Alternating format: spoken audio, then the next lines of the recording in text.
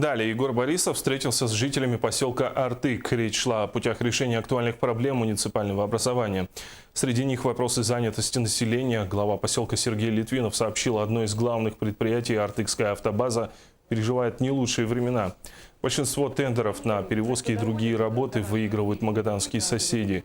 Как следствие, местное население теряет работу. Также на встрече озвучили проблемы статуса рабочего поселка. Следующий вопрос коснулся жилого фонда. Из 28 многоквартирных домов, по словам жителей, 20 находятся в аварийном состоянии. Работает одна котельная на угольном топливе, степень износа которой 80%. Отметим, Артык является стратегически важным пунктом во взаимодействии республики с Магаданской областью. Так, главы двух регионов внесли предложение президенту страны о принятии закона о допуске физических лиц к добыче золота. Подготовлен законопроект о разрешении физическим лицам добывать золото.